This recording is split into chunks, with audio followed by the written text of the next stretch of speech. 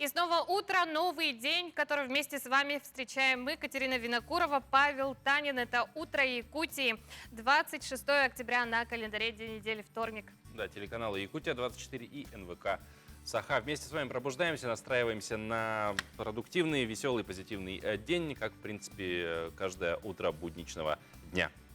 Сегодня в нашей программе мы расскажем, как жители столицы относятся к введению QR-кодов для посещения различных организаций и заведений. Расскажем о сотрудниках и питомцах пункта передержки из города Ленска. Да, также проведем очередной конкурс от Национальной библиотеки. И много всего интересного нас ждет, в том числе интересные гости, рубрики и, конечно же, новости от наших коллег из информационной службы. Не забывайте про средства обратной связи. Наш WhatsApp номер 8 914 273 4488. Пишите, задавайте вопросы, можете кого-то поздравить. Мы все зачитаем в рамках нашего эфира. Да, и не забывайте про нашу страницу в Instagram _Якутии. Якутии. Там все материалы из наших выпусков есть, их можно еще раз посмотреть, поделиться с друзьями, прокомментировать, какое-то мнение свое оставить. Ну а далее нас традиционно ждет информация о погоде. Сегодня в центральных районах в 6 часов утра температура воздуха составила -4 плюс 1 градус. В заречной группе -5 плюс 1, в южных 0 -1 градус. В Вилюйской группе -1 плюс 1, в Нижнеленских до 4 градусов мороза. В западных -1 плюс 1, в Колымо-Индигирской группе -18, местами -26 градусов. В Янских -20, -24, на северо-западе 12-26 градусов мороза. В 6 часов утра температура воздуха в Якутске составила -1 градус. Атмосферное давление 744 миллиметра ртутного столба, штиль. Сегодня днем ожидается небольшой мокрый снег. Ветер юго-западный 3,8 метров в секунду. Температура воздуха днем составит 0 плюс 2 градуса. Что ж, пожалуй, по-моему, последние дни, когда стоит плюс на улице. Ну да, нельзя не порадоваться этому событию, потому что говорят, что уже в эти ближайшие выходные в Якутске, во всяком случае, да, похолодание. Такое достаточно серьезное. Тем временем, как и в столице республики, так и на территории всего нашего региона сохраняются достаточно высокие темпы заражения коронавирусной инфекцией. И самый надежный способ избежать тяжелого заболевания – это, конечно же, пройти вакцинацию. Да, в Якутске поставить прививку можно фактически во всех медицинских учреждениях, а также существуют дополнительные пункты, где можно пройти вакцинацию. Подробнее об этом и других новостях расскажет наш новостной обозреватель Иван Лазаренко.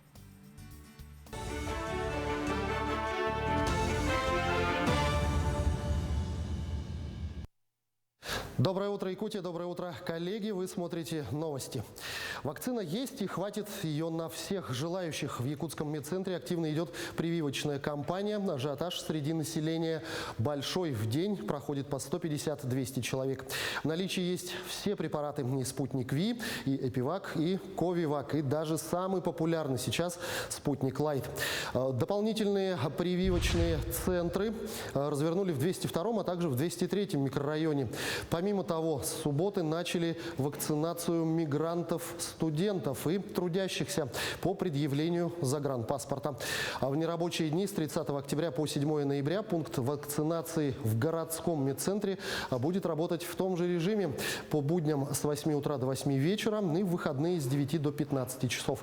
Прием ведут не только по записи, но и в порядке живой очереди.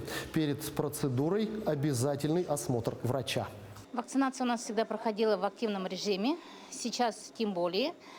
Процедурный кабинет у нас работает 7 дней в неделю, в рабочие дни с 8 до 6 вечера, с перерывами на кварцевание, на перекус работников обеденный. В субботу-воскресенье работает с 9 до 3 часов. Мы сделали зеленый коридор для наших пациентов. Они не стоят в очереди в регистратуру, не записываются. Если хотят, то могут записаться по времени, то их по времени в процедурном прививочном кабинете принимают. А так у нас, получается, пациент приходит, заполняет анкету и проходит в порядке очереди. В следующие дни медучреждения продолжат оказывать высокотехнологичную и неотложную помощь, в том числе при коронавирусе. Об этом говорится в списке решений правительства. Сохраняется круглосуточный режим работы в отношении организаций, которые оказывают специализированную высокотехнологичную медицинскую помощь, включая медпомощь при COVID-19. Кроме того, федеральные медучреждения должны обеспечить прием и госпитализацию граждан для оказания им медпомощи в экстренной и неотложной форме в амбулаторных условиях, говорится в документе. Международный конкурс «Хомусис. Виртуоз мира» состоится в столице республики 27-28 ноября. Состязания пройдут без зрителей в Доме культуры имени Гагарина. Выступления будут транслироваться на телеканале НВК «Саха» и на канале Музея и Центра Хомуса народов мира в Ютубе. А все конкурсанты и члены жюри должны будут представить сертификаты о вакцинации. Якутию представят 9 варганистов, победивших на региональном этапе. Отмечается, что всего на участие поступило 23 заявки, в том числе 3 из других регионов России и 11 из других стран. Прием заявок проводится до 1 ноября. Организаторы планируют, что гала-концерт все-таки состоится в очном формате с 50% рассадкой зрителей. Единый ресурсный центр и Центр по работе с волонтерами озвучили главе республики Айсену Николаеву предложение по развитию некоммерческого сектора. Дискуссия прошла в рамках гражданского форума «Здоровый якутянин. Здоровое общество». Так, Единый ресурсный центр внес предложение по поддержке работы гражданских активистов. Участники площадки также отметили о необходимости создания университета социально ориентированных некоммерческих организаций по предоставлению услуг в сфере образования, здравоохранения, культуры, спорта и социального обслуживания. По их словам, университет будет оказывать консультационную, образовательную, методическую и информационную поддержку некоммерческим организациям. Помимо этого было предложено провести в 2022 году форум корпоративной социальной ответственности и корпоративного волонтерства, а также возобновить работу Совета некоммерческих организаций при главе Якутии.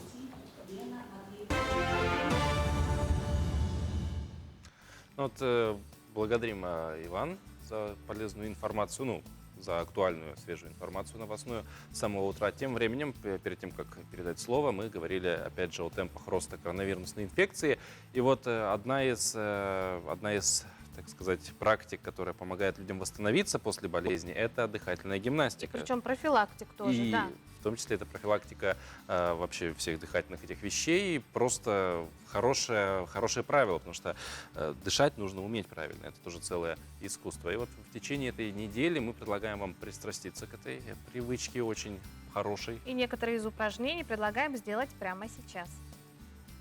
Доброе утро! Сегодня я покажу новый комплекс упражнений под названием «Полное йоговское дыхание» для восстановления дыхательных органов, а также для стрессоустойчивости, от депрессии и нормализации нервной системы.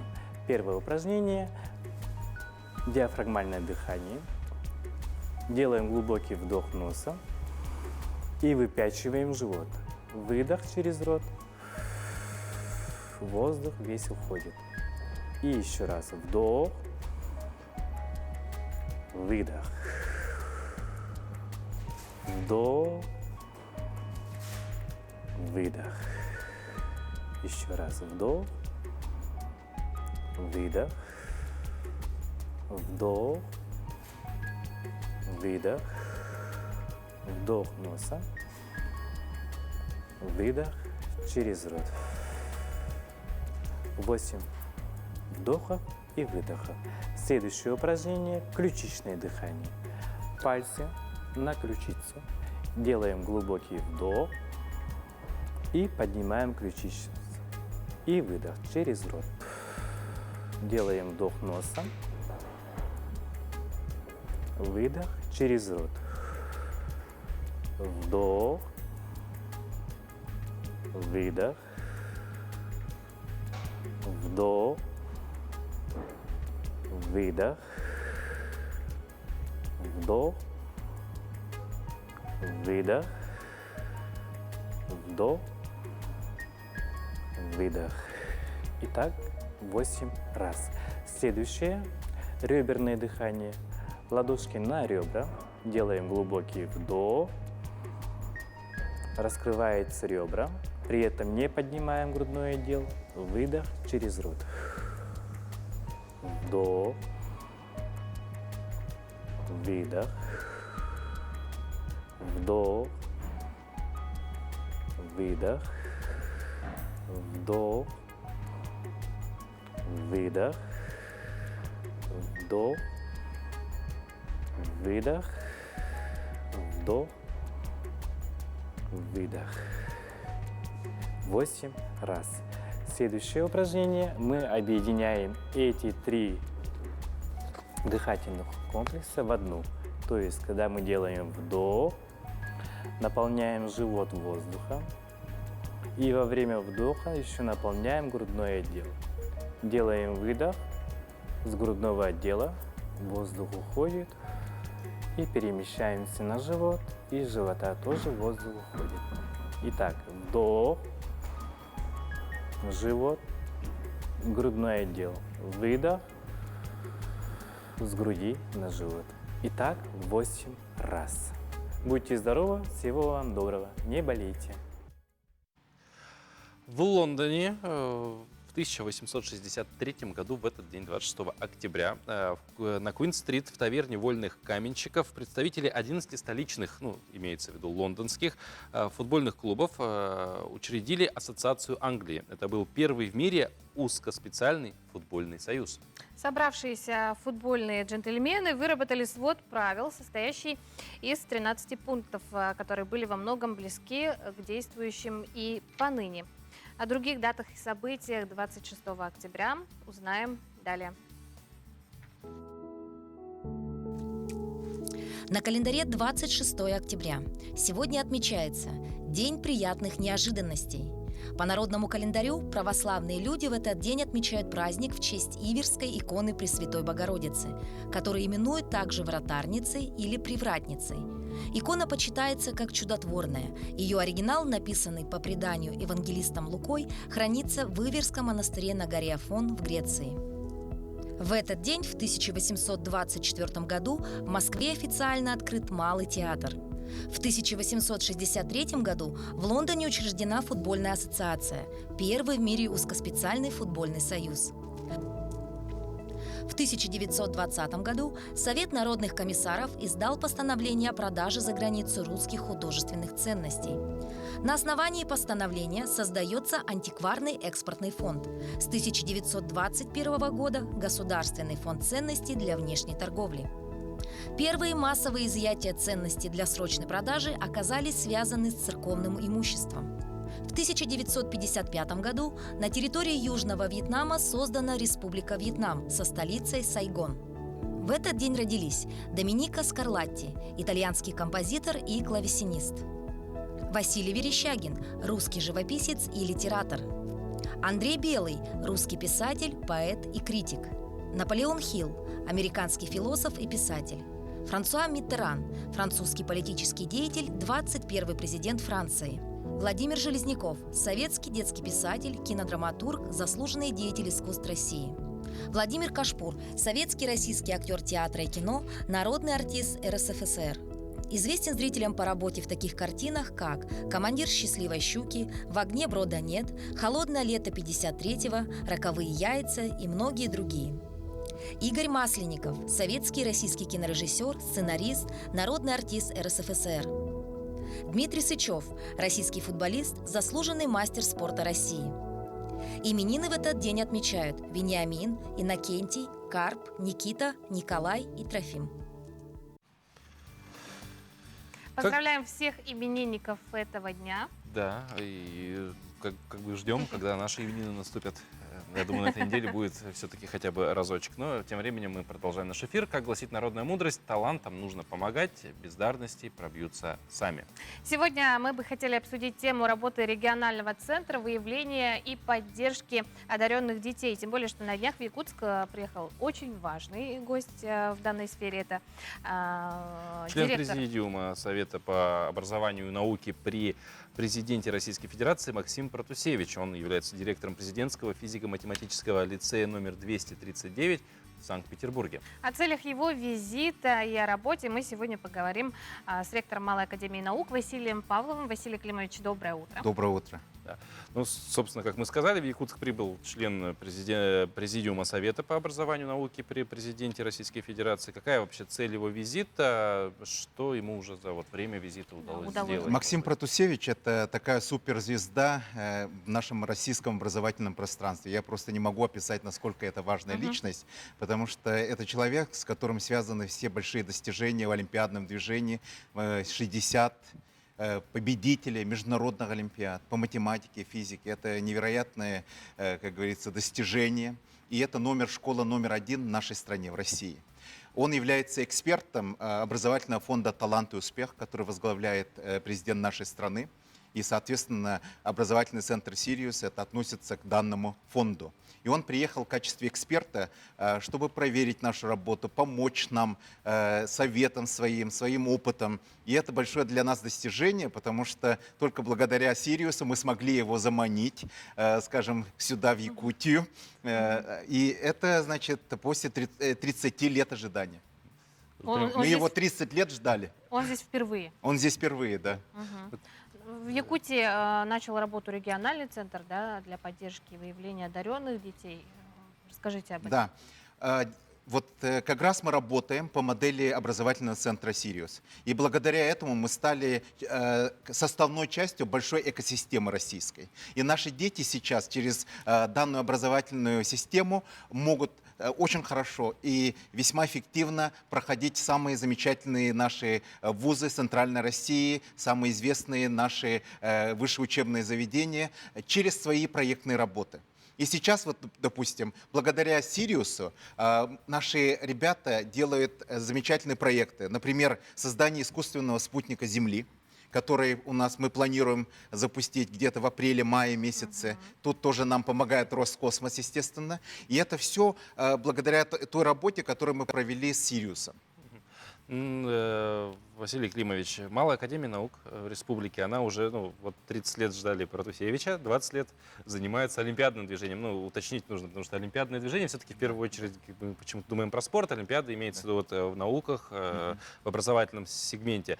Как вообще видите дальнейшее развитие этого движения в Якутии конкретно, олимпиады? Это очень важно, потому что мы последние годы стали приседать. Да? Наши ребята уже с трудом пробиваются в самые верхние эшелоны. Национальную сборную нам трудно очень пробиться стало. И сейчас, благодаря как раз взаимодействию, которое у нас имеется с «Сириусом», мы сильно хотим поднять уровень качества нашего олимпиадной подготовки. И также мы вместе с «Сириусом» проводим школьный этап олимпиады по всей Якутии. И это очень большое достижение, потому что и качество задач, и проверки будут уже идти централизованно. Вот говоря о перспективах, да, в развитии олимпиадного движения, все-таки вы, как сказали, сейчас немножко Якутия проседает в этом вопросе. Какие-то уже конкретные цели, задачи видятся, как вернуть, как обратно на подъем это все поставить? Да, естественно. Дело в том, что мы должны как раз работать с детьми 5, 6, 7 класса. Этот сегмент, он у нас очень оказался вне зоны нашего внимания. И сейчас, благодаря «Сириусу», образовательному центру, мы имеем много таких методических программ, и которые мы будем внедрять. И я думаю, что у нас будет замечательное будущее. Будем на это надеяться. Василий Климович, а какие планы взаимодействия и сотрудничества? Да. Дело в том, что у нас идут взаимодействия и по спорту, и по искусству. Совсем недавно наши ребята по балетной части, кстати, были уже в «Сириусе», показали себя, в международном конкурсе поучаствовали. Вчера, например, Иван Одинцов, такой замечательный мальчик, у нас стал бронзовым призером. И это уже большое достижение нашего балета, допустим. Да? И также наши ребята проходят по проектным сменам и получают самые выдающиеся и лучшие места, и таким образом становится известным по всей России и получает приглашение на обучение в лучшие вузы нашей страны. Это, я считаю, таким огромным достижением. Ну, предлагаю немного вернуться к теме именно приезда Максима Протусевича в Якутию. То есть какая-то конкретика его работы, Да. то есть что какие-то конкретные Вот цели. вчера мы проводили заседание экспертного совета у нас, потому что по всем направлениям наука, искусство, спорт, креативная индустрия у нас есть эксперты. Встреча вчера была с Протусевичем Максима, с нашими экспертами. Поговорили самые болезненные проблемы, каким образом отбирать, какие стандарты и прочее. И этот семинар, он транслировался по всей России. Это мы впервые такой всероссийский семинар сделали для всех региональных таких центров, которые созданы в России. То есть участвовали очень много регионов, эксперты. И в этом сегодня, значит, будет встреча с рабочей группой, с министрами, заместителем председателя правительства Якутии, значит, Местниковым. И у нас будут участвовать министры по этой рабочей группе, да, так сказать, культура, спорт и образование, естественно. И также на завтра у него намечена большая встреча с детьми с республиканского лицея-интерната, где он будет с ними проводить такой мастер-класс по математике. Такая насыщенная программа достаточно. Вот и опять же предлагаю вернуться к самому первому, да, с чего мы начали. Это вот эта фраза, что талантам нужно помогать, бездарности пробьются сами, ну, народное, да, изречение. Все-таки как сегодня выявлять одаренных детей, у которых, да, есть дело в том, потенциал? что такой линейки выявления одаренных детей не существует. Ну, какой-то комплекс, Да, но у может нас быть. есть абсолютно комплекс разных таких мероприятий. Это и олимпиадные у нас движения, да, так сказать. Это участие в разных мероприятиях, конкурсных, неконкурсных. Фактически нам нужно выявить мотивированного человека. Тот, который желает и хочет, он всегда сможет стать лучшим. И тогда это называется талантом. Человек, который много работает и есть талантливый человек. Он Вообще и говорят, пробьется. что талант — это всего лишь на самом деле там 1-2% успеха, все остальное — это усердие, работа, труд да. и работа Это над работа. собой. Да, действительно, и на этой прекрасной ноте благодарим вас, Василий Климович, за участие в нашем эфире. Плодотворного дня и сотрудничества, и надеемся, что у нас в Якутии будет все больше и больше талантливых, одаренных Да. детей. Спасибо. Мы продолжаем. Одна из самых обсуждаемых ограничительных мер, связанных с коронавирусной инфекцией, это введение QR-кодов, то есть работа заведений, театров, кинотеатров именно по системе QR-кодов. Да, данная система заработала как раз-таки в Якутии с 20 числа. Поэтапно до 1 ноября к QR-код системе будут подключены учреждения массового посещения людей. Да, куда теперь не попасть без документа, без вот этого вот рисуночка. я назову, Квадратика. Квадратика, да, расскажет Ульяна Шагина.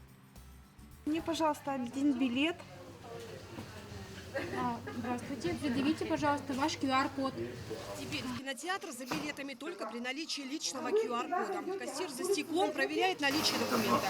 Вместе с ним для подтверждения личности паспорт гражданина. Сегодня первый день обслуживания по QR-кодам. У многих зрителей уже есть и QR-коды, и получившие вакцину. Ну, люди вообще как отнеслись?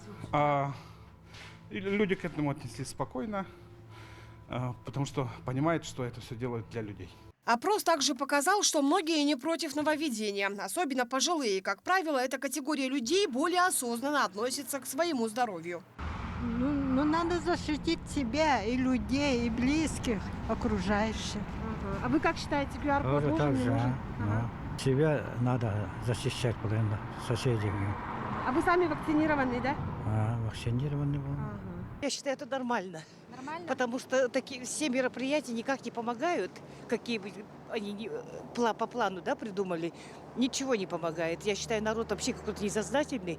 Без масок мы везде ходим. Это хорошо. У вас есть QR-код? Я переболела. Я должна вытащить госуслуги и буду ходить, конечно, с этим кодом. А так у меня в декабре вакцинация. Давайте посмотрим. В Национальной библиотеке республики для считывания QR-кодов читатели установили специальное устройство. Оно считывает штрих-код о вакцинации как с телефона, так и с обычной бумажки. За снижение количества посетителей здесь не переживают. За время пандемии хорошо освоили дистанционную работу. Национальная библиотека за это время достаточно сильно, да, усовершенствовала свою электронную библиотеку. Мы можем обслуживать читателей полностью, пользуясь этим сервисом. У нас есть колл-центр, куда могут наши читатели обратиться. И у нас есть возможность осуществлять доставку книг на дом. используя наш библиомобиль. Отрасль культуры относится к наиболее пострадавшим во время пандемии. После долгого перерыва учреждения начали свою деятельность, хоть и с 50% заполняемостью своих залов. Здесь надеются, что требование показать QR-код при входе никак не напугает посетителей. Ведь это в первую очередь их же защита. Ну и, конечно же, для театров и кинотеатров шанс продолжить свою деятельность. На самом деле для всех трудность. Мы 1 год почти вообще не работали. Сегодня это возможность нам работать, и мы рады любой возможности с кодами, с масками работать. Оно дает для того, чтобы обеспечить и безопасность человека, который пришел к нам в гости, и чтобы мы не были рассадником, где идет распространение коронавирусной инфекции. Поэтому это сложность, но сложности преодолимые.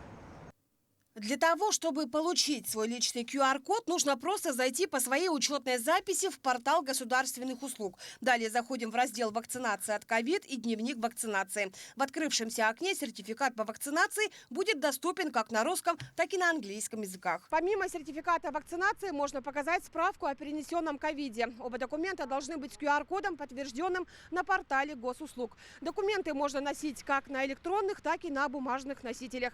Помимо этого, для подтверждения личности нужно носить с собой паспорт, либо любой другой документ с фотографией. Внедрение QR-системы готовятся и спортивные объекты. С 25 октября родители с детьми без подтвержденного штрих-кода на тренировки не пройдут. Некоторым это не нравится, но к новым реалиям придется привыкать. У меня медотвод, поэтому как я буду без QR-кода ходить? А получить медотвод тоже там свои должны быть какие-то показания определенные. Мне например, некогда пока что ходить.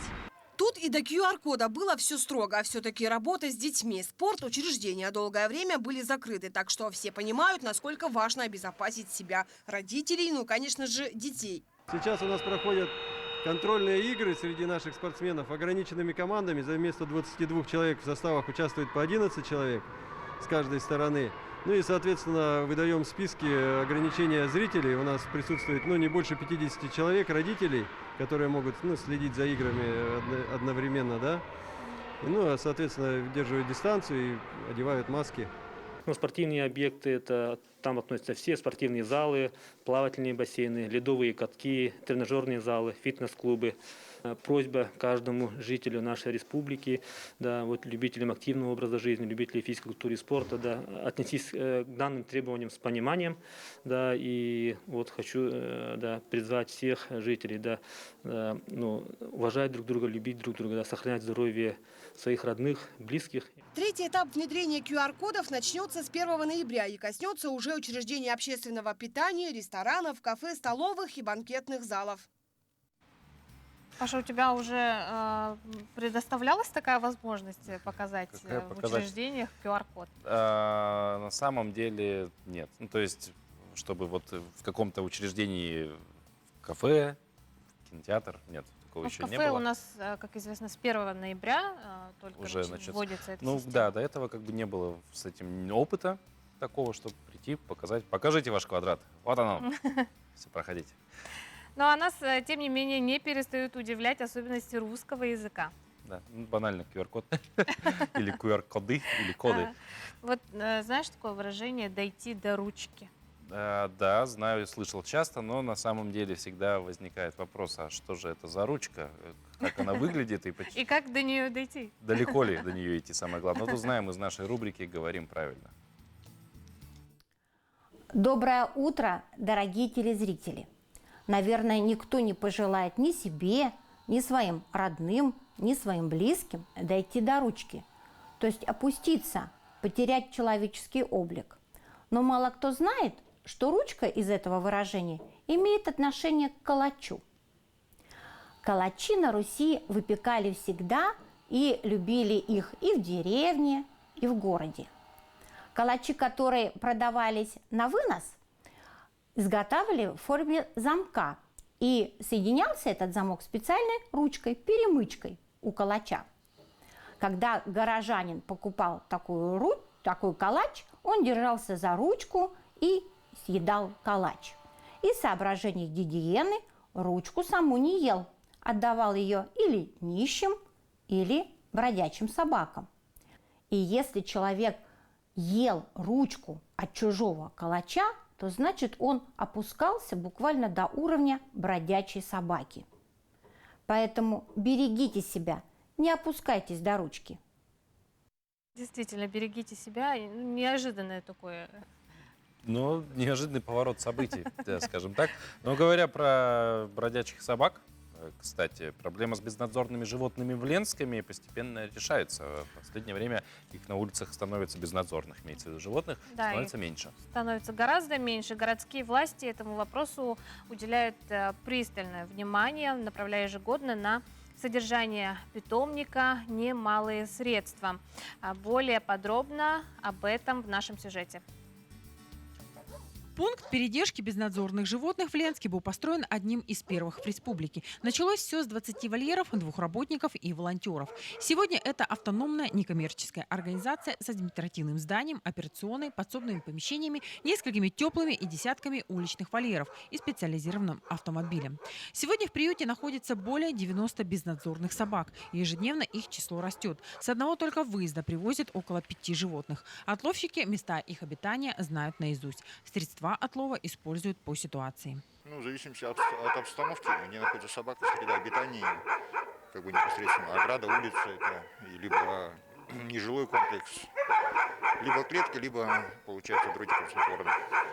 Опять же, от среды обитания собаки.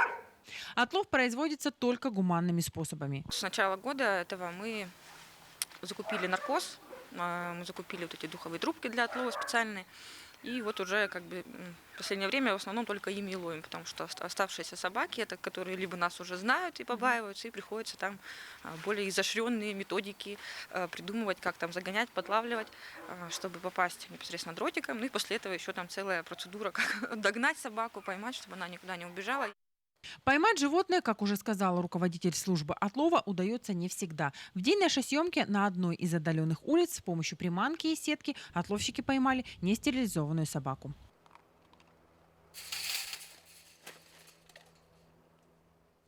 Теперь собака будет направлена в приют, где ей проведут все необходимые обследования. И если животное окажется здоровым, его стерилизуют, передержат послеоперационный период и выпустят в естественную среду обитания. Если собака нуждается в каком-то лечении, то есть она может задержаться еще на какое-то энное количество времени, в зависимости какой диагноз. У нас там кобель был на объездной отловлен, у него оказалось тоже образование, и тоже он сейчас находится на лечении, химиотерапии проходит, то есть уже больше месяца, то есть его пока кастрировать нельзя в связи с этим. То есть когда закончится, он выздоровеет, немножко придет в норму, и после этого только уже будет кастрировать. То есть количество содержания, время содержания очень может различаться. Пожизненно в приюте будут содержаться агрессивные собаки и те животные, у которых неизлечимые заболевания. Надо сказать, что ситуация в городе с бродячими собаками стабилизировалась. Нападений не зафиксировано. Заявки поступают редко. Остаются собаки такие самые неуловимые, так скажем, которых сложнее и без, например, помощи там, кормильцев, если они у них есть, это сделать сложно. То есть и на поимку некоторых собак может уйти не одна неделя, даже не 1 месяц, к сожалению. То есть мы-то хотели бы, конечно, всех их быстро забирать, и агрессоров, и просто кого на стерилизацию надо. Но В завершение хочется добавить, что на содержание приюта ежегодно из бюджетов различных уровней выделяется около 6 миллионов рублей.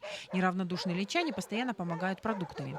Сегодня все собаки, находящиеся в приюте, здоровы, ухожены. Для братьев наших меньших организация «Уши, лапы и хвосты» создала все условия для более счастливого существования, чем их бродячая жизнь, на которую их обрекли бывшие хозяева.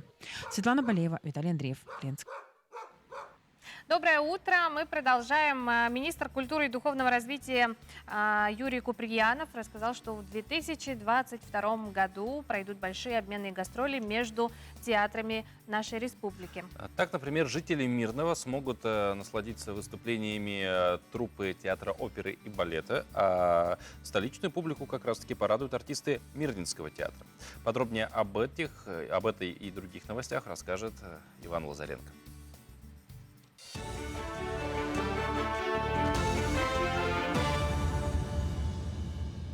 Доброе утро, Якутия, доброе утро, коллеги. Вы смотрите новости на нашем канале.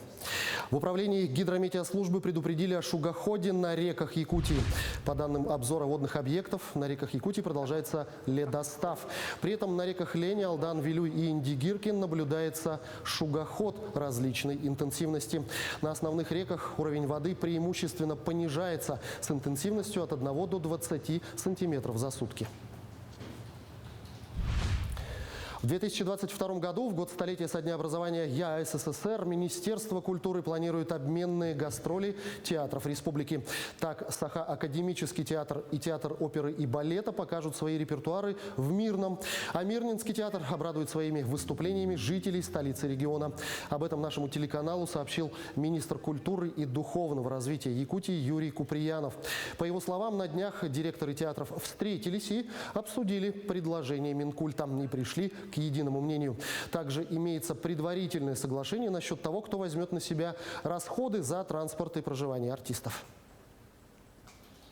Но если мы туда посетим, то драматический театр может посетить и Ленский район, и Нюрнбергский параллельно.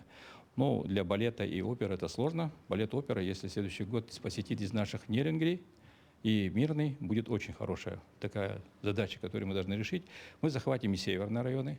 Мы внесли такой проект в бюджет 2022 года правительства Республики Саха-Якутия. С утра я был на приеме председателя правительства, согласовал наши предложения для того, чтобы все-таки это сложная задача, но очень нужная нашим муниципальным районам было доступно, чтобы мы туда приехали. В налоговый кодекс предложили внести поправки, которые приведут к увеличению ставок за вылов водных биоресурсов. Проектом предлагается установить минимальное значение ставок сбора за пользование водными биоресурсами во внутренних водных объектах, во внутренних морских водах России, в территориальном море России, в исключительной экономической зоне и на континентальном шельфе страны в размере 150 рублей за 1 тонну. Для неценных и добываемых в Балтийском и Каспийском рыбохозяйственных бассейнах видов рыбы хотят сохранить действующий размер ставки – это 20 рублей за тонну. Отмечается, что принятие закона, по оценке Минсельхоза, позволит увеличить до 21 миллиарда с 2 миллиардов 200 миллионов рублей поступления от ежегодного сбора за пользование водными биоресурсами в бюджетную систему России. Зоомагазинам хотят запретить содержать животных в непригодных условиях. Кабинету министров предлагается устанавливать требования к содержанию питомцев в зоомагазинах и на птичьих рынках. Если закон будет принят, зоомагазины и птичьи рынки, которые не соответствуют установленным правилам и требованиям к местам продажи животных, будут закрыты. В местах торговли должны быть условия, которые как минимум не являются жестоким обращением с животными. Сегодня этого нет, отмечают политики, не обращают внимания, что в зоомагазинах сегодня собаки и кошки живут, бывает, и в аквариумах, где элементарно нет доступа кислорода, нет проветривания и температурного режима. Портал «Работа в России» принял заявки от более чем 4000 жителей республики, желающих пройти переобучение за счет государства по федеральному проекту «Содействие занятости» нацпроекта «Демография». В основном это безработные и граждане в поисках работы, в том числе сотрудники предприятий, находящиеся под риском увольнения, а также люди старше 50 лет и женщины с маленькими детьми. Так, допуск к обучению получили более 1100 участников. На сегодня переподготовку проходит порядка 600 человек, почти 190 граждан уже завершили обучение, 140 нашли новую работу.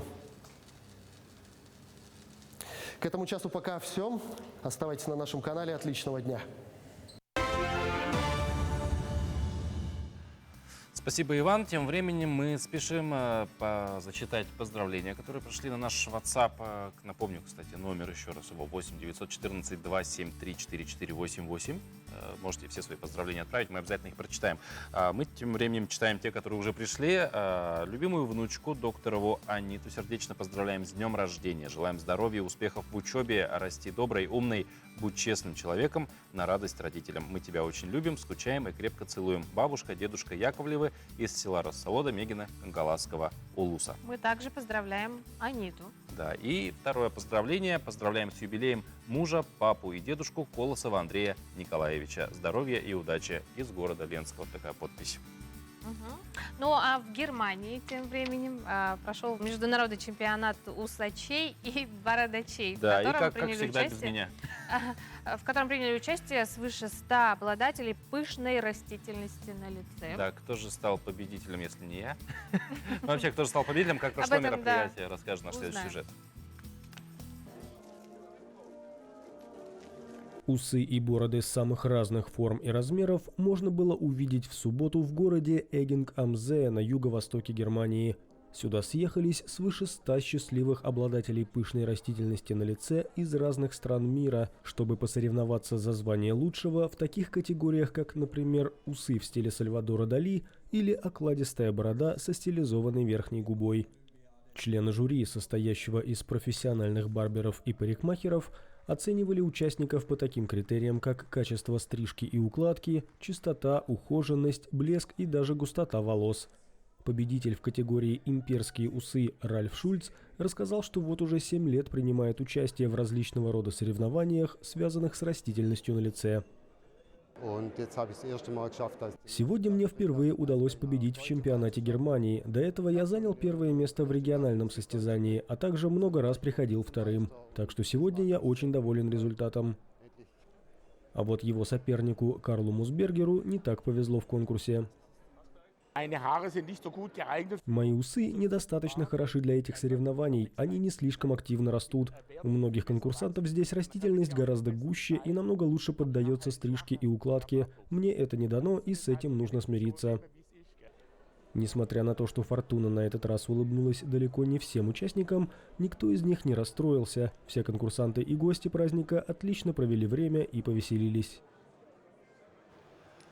В этом году в 15-й раз в республике проходит форум молодых исследователей «Шаг в будущую профессию». Форум посвящен Году науки и технологий в Российской Федерации и ориентирован на развитие студентов профессиональных образовательных учреждений посредством изучения будущей профессии, научных новшеств, современной техники и высоких технологий в приоритетных отраслях инновационной экономики. Да, форум стартует с 8 ноября, будет проведен в 3 этапа. Это подготовительный, заочный и финальный. И завершится все это действие 12 декабря. О конкурсе, о возможностях, которые дает участие в этом конкурсе, непосредственно мы поговорим с нашими гостями. Это заведующий кафедрой профессионального воспитания и социальной активности молодежи Института развития профессионального образования Степан Илларионов и также победитель регионального этапа «Шаг в будущую профессию», дипломант всероссийского конкурса Уйгуна Кононова. Доброе утро. Доброе утро. Вот, Степан, расскажите нам о конкурсе, какие мероприятия пройдут. Знаем, что их несколько. Ну, я немножко поправлю. Форум пройдет 8-9 декабря. Сейчас начался в организациях, начинается отборочный этап, а так сам форум, финал пройдет 8-9 декабря. И форум является региональным, частью регионального этапа отбора в научную, социальную, образовательную программу федеральную «Шаг в будущее», одной составной частью. Да? Организатором форума является наш Институт развития профессионального образования при поддержке Министерства образования и науки Республики Саха-Якутия. Форум включает в себя ряд мероприятий. Это научно-практическая конференция, которая состоит из научных симпозиумов, секций. Есть выставка инженерных проектов, конкурс молодых дизайнеров и модельеров, интернет-олимпиада, конкурс цифровых решений трудоустройства молодежи и конкурс «Юный мастер». То есть такая достаточно обширная программа. Мы сейчас немножко прервемся на паузу, после этого мы вернемся и уже более подробно, развернуто поговорим о, собственно, шаге в будущую профессию. Оставайтесь с нами.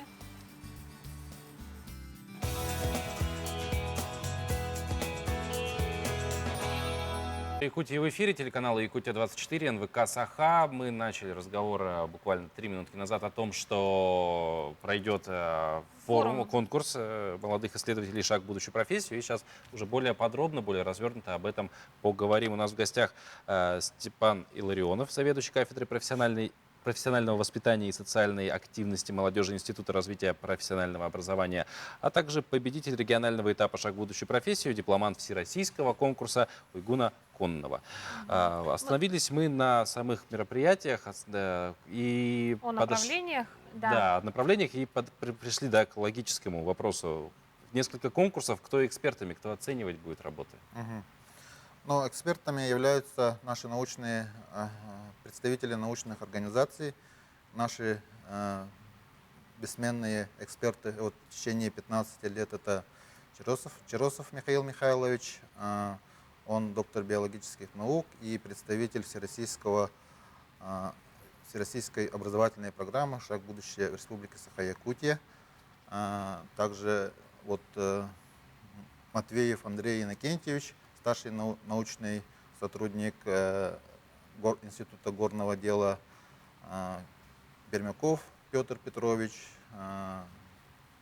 Институт физико-технических проблем Севера, Лебедев Иван Феликсович, Институт горного дела, ну, навскидку вот так назвать, если наших ученых-экспертов, и много наших известных ученых, и в том числе и молодые ученые.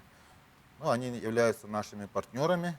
Также нам большую помощь, поддержку оказывает фонд будущих поколений в лице руководителя Владимира Анатольевича Егорова. А вообще про партнеров говоря, много ли партнеров у проекта этого конкурса? Да, вот как я назвал, вот научные организации, наш фонд будущих поколений и наши профессиональные организации, конечно же. Уйгуна, ну ты победитель регионального этапа прошлого года «Шага в будущего». По какой компетенции ты принимала участие? Принимала участие в секции «Творческие проекты». Работа называлась «Разработка корректора для осанки с региональным компонентом Республики Саха-Якутия». Так, интересно. Вот. Как долго ты работала над данным проектом? Чья была идея руководителя? Да? Да, научного руководителя, это моего куратора Толкачева Марианна Александровна. Как-то вкратце вот про этот проект можешь рассказать? В чем что суть, это, да? о чем? Эффективность данного корректора состоит в том, что нужно 5 минут делать упражнения. И улучшается осанка, уменьшается объемы даже в талии, увеличивается рост. Ну, в общем, так. Ух ты, это мне подходит. А вообще вот тебе участие в этом конкурсе, что оно дало как-то вот, ну, как-то повлияло ли на дальнейшую там учебу, деятельность твою? Участие в данном форуме я получила кучу разных эмоций, яркие впечатления и много новых идей, которые я хочу реализовать в будущем. И, конечно же, я приобрела определенные навыки, это как уверенность в себе, грамотная самопрезентация, быстрое и четкое произношение речи, умение грамотно формулировать свои мысли и умение убеждать слушателя. Ну вот твой проект, он сейчас уже внедрен в жизнь, его можно использовать? Да, можно. Кто-то, может быть, уже пользуется? Да, пользуются вот, жители Якутска. Отзывы какие-то, обратная связь? Ну да, в Инстаграме как пишут можно директ. Да, где это? Где можно найти?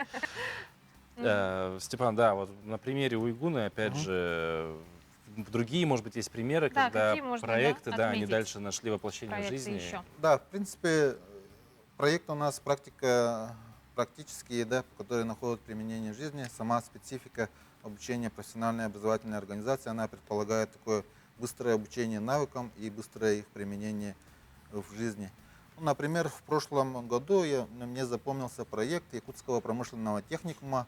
Это привязка электронного чипа к ювелирным изделиям. То есть это вот синтез, там обучают ювелиров, огранщиков и так далее, да?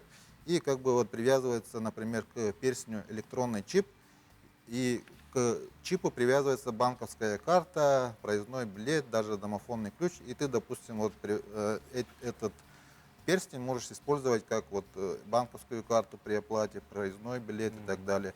И даже в ходе вот конференции от экспертов, слушателей поступило несколько заявок на их покупку, скажем так. Ну и много таких проектов разных интересных было по альтернативной энергетике, там ветрогенераторы, скажем так, еще что инженерный проект, который разрабатывает, изготавливает горючие материалы, даже мазут можно изготовить путем пиролиза, да?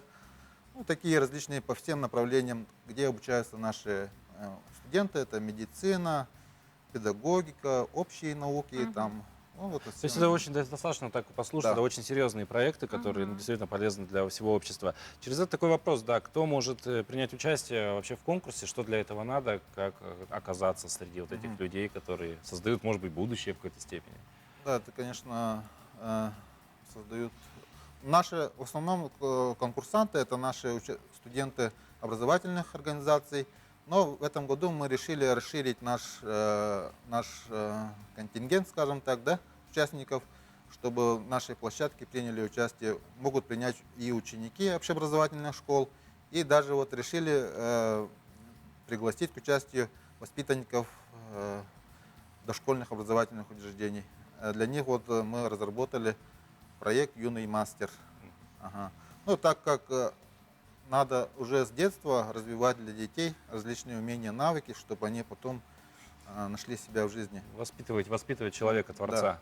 Да, труду приучать, творчеству и так далее. Куда можно обратиться, чтобы принять участие? Чтобы принять участие, обратиться надо на наш институт, на наш сайт ИРПО, Института развития профессионального образования, и, конечно, в социальных сетях, где каждый сидит, да, в Инстаграме, можете посмотреть, там анонсы.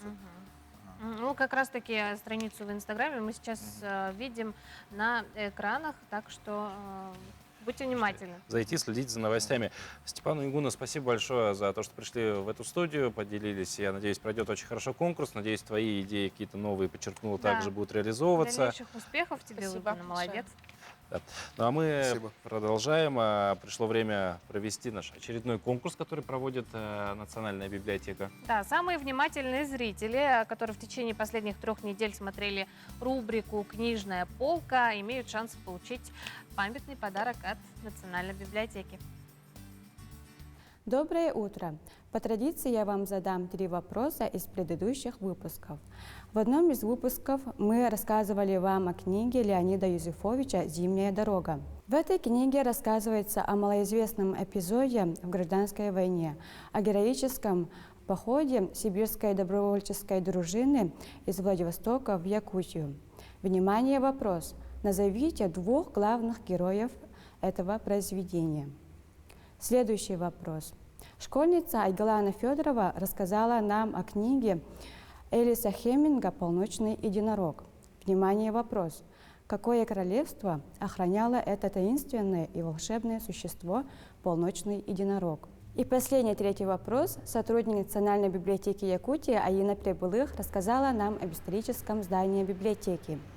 5 октября этого года исполняется 110 лет со дня открытия исторического здания. Назовите инженера-архитектора, который спроектировал это здание. Правильные ответы можете пересылать нам по адресу victorinanb@mail.ru. Победитель получит от нас памятный приз. Желаем удачи! Ну и под конец эфира хочется еще раз вернуться к нашему WhatsApp, зачитать поздравления, которые к нам приходят, присоединиться к этим поздравлениям. Пожалуйста, Паша. Конечно. Доброе утро. Поздравляю маму Пахомову Катерину Петровну с защитой диплома. Целую. Твой сын Богдан. И эмоджи поцелуйчика присутствует. Какие хорошие сегодня события, да? Не только дни рождения. Да. Идем дальше. Доброе утро. Сегодня Юрий Васильевич Конев отмечает свой 80-летний день рождения. Мы, коллеги, работавшие с ним в Якутском территориальном комитете охраны природы, поздравляем его с днем рождения. Желаем ему долгих лет счастливой жизни с супругой Валентиной Федоровной. Крепкого здоровья, благополучия, удачи в жизни. Какая красивая дата, 80 лет, да. Здоровья вам и еще долгих-долгих лет жизни. Да. На этом наша программа подходит к концу. Надеемся, что нам с вами было интересно, весело и полезно. Да. И завтра мы вновь встретимся на этом же месте.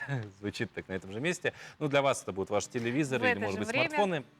В это же время будем вместе с вами просыпаться, встречать утро в Якутии на телеканалах Якутия-24 и НВК Саха. Хорошего вам дня, отличного настроения. До завтра.